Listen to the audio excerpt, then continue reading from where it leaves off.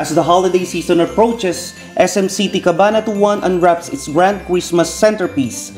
25 intricately designed Christmas trees ranging from 15 to 35 feet tall create a forest of sparkling delights. The crowning glory is a colossal 35-foot Santa Claus, and under the creative direction of Mr. Marvin Mauro Magtoto, Assistant Mall Operations Manager, the centerpiece features an impressive array of festive attractions. Unang-una po, syempre nagpapasalamat kami sa pagdalo, sa pagsama niyo po sa amin ngayong hapon. It's not the regular launch na ginagawa natin yearly. Gaya po nung nangyari last week, in consideration syempre din sa bagyo, diba? Mga nangyayari sa labas.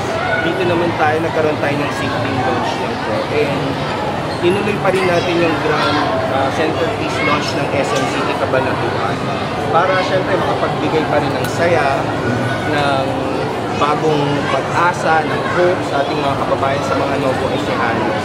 So iniimbitahan po namin lahat ng mga taga Nueva Ecija, mga Nuevo Ecijanos, pasyalan po nila kami dito, join us, celebrate with us here at SM City Cabanatuan to witness the centerpiece na niready namin para po sa inyo. Meron tayong 35-foot na Christmas tree and 15-foot na si Santa Claus. So ang team natin ngayon na si Santa Claus with the Earthlings to take us on a magical trip. Tsaka i-remind pa rin tayo na nandiyan pa rin yung magic ng Christmas sa bawat corner. No? Dadalhin tayo sa destinations kung saan nandito yung family natin, friends natin, especially dito sa SM City Cabanatuan. Isa sa mga Christmas destinations natin ngayon dito sa Nueva Ecija. So, ilan yung Christmas tree? Christmas trees, nako dito madami. Dito lang sa baba, we have around 22 to 25. Then we have Christmas trees sa 3rd floor, sa 4th floor, and even sa mga entrances po natin to make the mall very festive, saka very welcoming and accommodating sa mga visitors and mall goers po natin.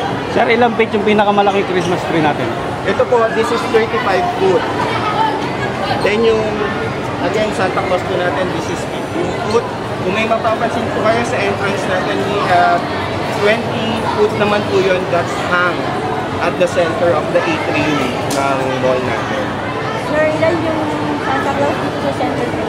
Santa Claus, aside from dun sa malaki, meron tayong 6 dito, ma'am. Meron tayong 4 sa taas. Then, sa bawat entrances natin, on the other side, meron pong tigdadalaw. Pero yung Christmas tree po sa center piece na dito?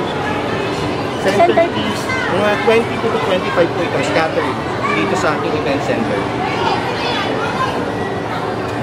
Sir, gano'n po katagal yung preparation? Ito, ma'am, tatagal to hanggang January. In the coming days, i-update po namin kayo sa mall hours natin. Di ba nag-extend po tayo starting on November 20 to 30. Ang mall hours po natin ay 10 a.m. to 10 p.m. para mas matagal po namin kayong makasama at mas matagal tayo makapag-celebrate ng everyday dito sa SM City Cabanatuan po natin. Then 24 po, I mean December 1 to December 23, that's 10 a.m. to 10 p.m. So, December 24, 9 a.m. to 7 p.m. Then December 25 to December 30, that's 10 a.m. to 10 p.m. December 31, 9 a.m. to 7 p.m. Then January 1, 2025, that's 12 p.m. to 10 p.m. Sir, ano pang kaibahan ng yung pagbukas ng centerpiece natin last year compare ngayon? Siyempre, nung last year, ma'am, napansin natin talagang may mga bisita po tayo coming from the LGUs, no? Mga bisita natin from our friendly forces sa iba't ibang agencies ng government and even the media. Nandun po last year. Kasi nga, sabi nga natin, regular launch naman po na ginaganap talaga natin. Masaya, very festive. Yun nga lang sa mga nangyaring challenges, saka mga nangyaring, well, the typhoon, syempre, kahit paano kinukonsider natin yung mga kababayan natin. No? And sabi nga natin, hindi kailangan natin ituloy ito kasi this will give hope and light. Doon sa kahit na may mga nangyayaring ganun, tuloy pa rin yung Pasko. At tuloy-tuloy yung pagbibigay natin ng saya, ng ligaya, diba? Ng mga ganitong decorations para kahit paano pagaan man lang, makatulong man lang tayo sa mga kababayan natin.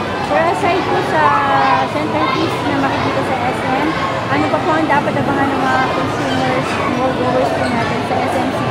SMCT, kailangan po natin abangan, well, it's holiday season, nandiyan yung shopping, no? This November, 14, 15, 16, the second week of November, meron po ulit tayong Christmas special sale na magaganap. So tuloy-tuloy na po yan hanggang Pasko na po yan, hanggang December. At the same time, may iba't ibang activities po prepare yung marketing natin. I think there will be choir and other performers na mag-perform for the Christmas. Updated po, syempre mas gusto natin every year mas maganda, mas malaki. Yes. So sir, Yes, sir. so isang word po, ano po yung talagang Theme. tema? Ang theme natin ngayon is, well, nandiyan si Santa Claus with the plane, no? Ang ano niya is, ready siya i-take tayo sa magical trip of Christmas. Magical trip of Christmas is the Yes, yun po yung theme. Makikita niyo si Santa Claus nakapang ano din parang pilot, di ba? So ready po siyang dalhin tayo sa ating mga Christmas destinations. Yes. Ang sabi nga po di sa write-up niyan is, ready siyang dalhin tayo. Alam natin na yung Pasko nasa bawat sulok yan, di ba?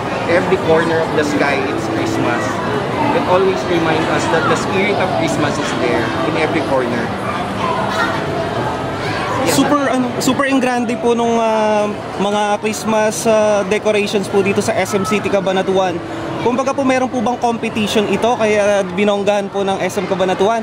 Kumbaga po meron din po ba sa Mall of Asia yung mga ganun po? Yung mga branches nila? Iba't ibang team po yan wala naman pong competition pero that's the goal of the SM Super Malls, no?